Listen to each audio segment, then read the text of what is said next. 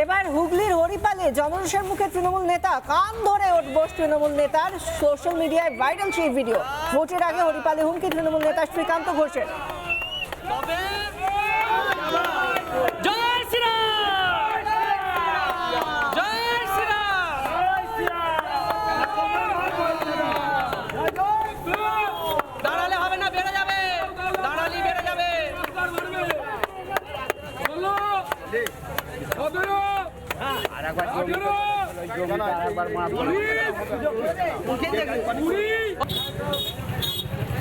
হাততালি দাও, হাততালি দাও, বাবা হাততালি দাও।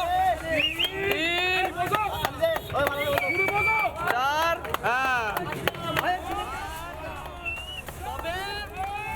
ভোটের আগে হরিপালে হুমকি দিয়েছিল এই তৃণমূল নেতা শ্রীকান্ত ঘোষ। তারপর আজ আমরা দেখতে পাচ্ছি যে ছবি ভাইরাল হয়েছে সোশ্যাল মিডিয়ায়, কান ধরে উঠবোস তৃণমূল নেতার। কি বলছেন বিজেপি নেতা শুনুন। উনি ভোটের আগে মন্তব্য করেছিলেন যে উনি বিজেপি কর্মীদেরকে দেখে নেবেন, ঝান্ডার তলায় ডান্ডা রাখতে হবে, বিজেপি কর্মীদের চামড়া গুটিয়ে দেবেন। এর আগেও 2019 সালে একাধিক রাজবল্লভ পার্টি কর্মীদেরকে, বিজেপি কর্মীদেরকে মিথ্যা মামলায় উনি ফাঁসিয়েছেন, কেস দিয়েছেন, মার খাইয়েছেন, বাড়ি ভাঙচুর করেছেন। দিনের পর দিন উনি সাধারণ মানুষের উপর অত্যাচার করেছেন। অভয় আন্দোলনের সময় উনি একাধিক কুমন্তব্য করেছেন, সাধারণ মানুষের রাগের বহিঃপ্রকাশ ঘটেছে।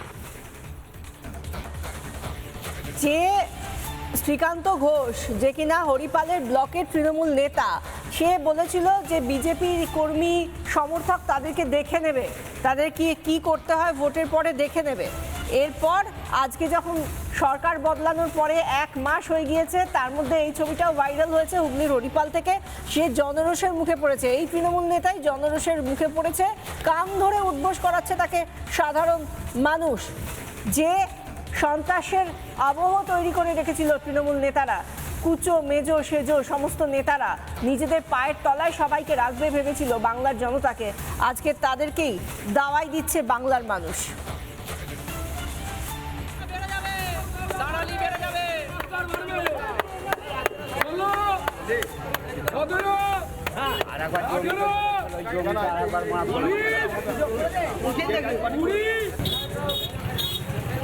হাততালি দাও, হাততালি দাও, বাবা হাততালি দাও। নানা ধরনের কন্টেন্ট দেখার জন্য লাইক করুন, শেয়ার করুন আমাদের ফেসবুক পেজ, সাবস্ক্রাইব করুন আমাদের ইউটিউব চ্যানেল। পাশাপাশি অন্যান্য ব্রেকিং নিউজের জন্য অবশ্যই চোখ রাখুন রিপাবলিক বাংলায়।